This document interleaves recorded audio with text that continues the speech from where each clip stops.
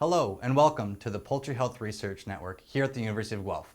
I'm Ryan Snyder, the coordinator, and I'll be your host today. Today you're going to see an interview from one of our graduate students who's working on poultry research right here at the university. Enjoy! Hello, today we're sitting here with Charlene Hanlon. Charlene, thanks for joining us. Thanks for having me. So tell us about yourself. How did you get to be involved with poultry research here at the University of Guelph? So I've been in Guelph for a while. I started my undergrad degree in animal biology in 2011. And then around third year, I started looking for different opportunities. I was a city kid in an agriculture program. So I came across the University of Guelph Poultry Club, and they had an artificial insemination program that I got to be involved in, and that was really awesome because you get to go into the barn and handle chickens for the first time, and I had no idea what I was getting myself into, and it kind of all snowballed from there. I then applied for an undergrad research assistantship program during my third years, the summer between third and fourth year, with Dr. Gregoy Bedecarrat, who I still work for now. Excellent. So then he got me into an undergrad research program where I got to do some pilot studies, start my master's, transfer to my PhD, and wow. Here we are. You're pretty busy. Yeah, I really just dove right into it once I got into it. Excellent. And so how far along are you into your PhD now? So I'm a few months away from finishing, actually. Wow. Yeah. Yeah, getting very close, very excited. Congratulations, you're almost there. Yes, thank you. Cool. So tell us about what group of poultry that you're working with. So when I first started, we were actually working in broiler breeder reproduction, and now I've moved over a bit into the laying hen side. Well, not a bit, very much so into the laying hen side. And what specifically are you investigating with these birds? So I have 3 different strains of birds, and they represent 3 different time points in genetic selection. Okay. So we have a 1960s equivalent commercial hen, 2000s, and a 2015. Wow. So it gives us an opportunity to go back and look at what genetic selection has actually been doing. They've been selecting for these phenotypes for so long, so we've tried to create a bird that can now produce 500 eggs in 100 weeks. Wow.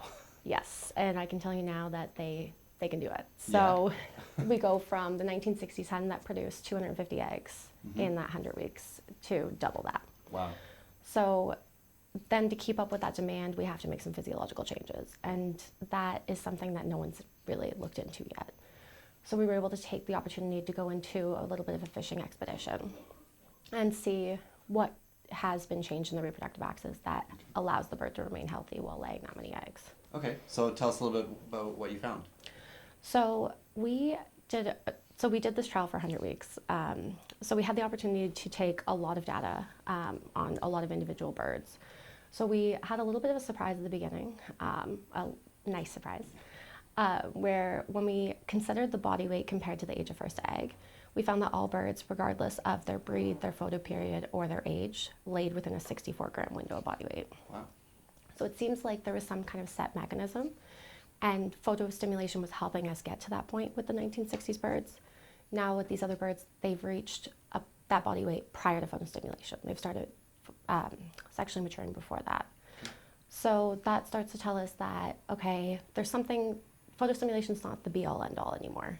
And there might be some sort of metabolic trigger. And like I said, it was a little bit of a surprise. So we're hypothesizing body composition or body weight, but we don't have that data. That will be the future steps for that side. Cool. But the main purpose of this trial was to look at that persistent laying period. During my summer working for the lab, we found in a commercial trial that the initial rise in estradiol, which triggers sexual maturation, we found a second rise at 1 year into production. Mm-hmm. So at the time we kind of took a step back and said, okay, is that real? So we were luckily running another commercial trial at the time, ran the estradiol analysis on that and found the same thing. Okay. So now you want to look more into it. Of course. Yep. So that's what this trial was based upon. And when we were able to take 50 birds from each breed and individually hormonally profile them throughout the entire life, we were able to see that our 1960s birds had that one peak. And of course, their production was quite poor, so they went through a natural molt throughout the cycle. Yep. And then increased in estradiol again before starting their second cycle. Right. Completely expected. Our commercial birds have recurrent increases in estradiol throughout the entire laying cycle. So it starts to match up with that phenotype that we're seeing with the increased persistency. Very cool. Yeah.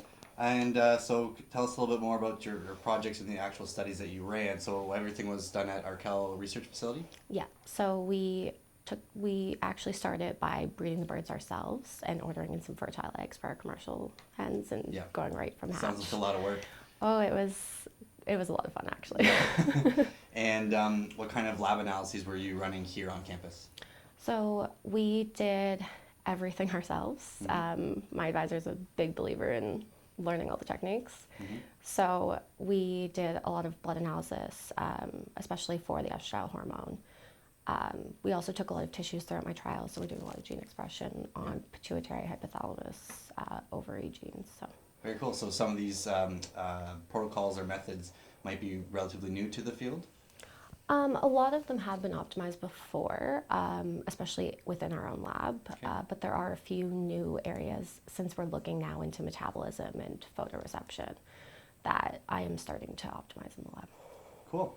Are there any major funders for this project? Yeah, so we've been lucky to work with Egg Farmers Ontario, OMAFRA through the Research Station, the SEFRA Food from Thought, as well as the NSERC Discovery, which really helped us get started. And is there any collaborations involved with other labs at the University of Guelph or other institutions, or you said most of the work's done within your own lab? Yeah, so for my particular trial, there is no other collaborations, but our lab does collaborate with the University of Alberta, with Dr. Martin Zudoff for a lot of the broiler breeder stuff. Excellent. So yeah, that leads into the next question of mine. Tell us about some of the other projects going on in your lab and how they relate to your project and an overall theme within your lab. Yeah, so when I first started in the lab, we were really big into different spectrums of light for reproduction and how they affect the HPG axis. So Dr. Martin Zudoff had developed a precision feeding system, and the idea of that was to maintain the broiler breeder body weight without completely feed restricting them, allowing them access whenever they wanted. But that means that 24-hour access is necessary, and we can't keep the birds under 24 hours of light. Right. So we needed to come up with some system where we could have light within that feeder, but not impact the reproductive system in a negative way. Right. So we had 2 trials from 2 master students in my lab that looked at both the entry into lay and the extended period with those lighting systems. And they ended up finding that red light is, a lot of our old studies were saying red light is a great thing to have in the barn during the day, but the 24 hours was too much. So too much of a good thing. Yeah. So they were able to look into that and determine that green light is the ideal situation for that. And a lot of the work's also been done out of Alberta for that as well. Yeah, very cool. And so getting back kind of towards your work, have you been able to publish some of your research already or present it at conferences? So we've been presenting a lot at PSA, the Poultry Science Association, meetings for the past 3 years. Yeah. I am getting close to publishing a lot of it now. Because it was the 100 weeks, we wanted to wait to have all of the data and really piece it together. So now we're working on, I think, 3 or 4 publications together. Quite busy then. Yes. And so if you kind of bring all of this together and then zoom out, what can you say about your work and the broader implications for the poultry industry, both locally and globally? Yeah, so we like to start off with a lot of fundamental work and then trigger it to be more of an applied science. That's really what my lab has been working towards. Excellent. So now that we have that fundamental side, we want to look a little bit deeper into the fundamentals of what could be that body weight threshold in order to maybe match up that body weight to photoperiod and optimize the entry into lay.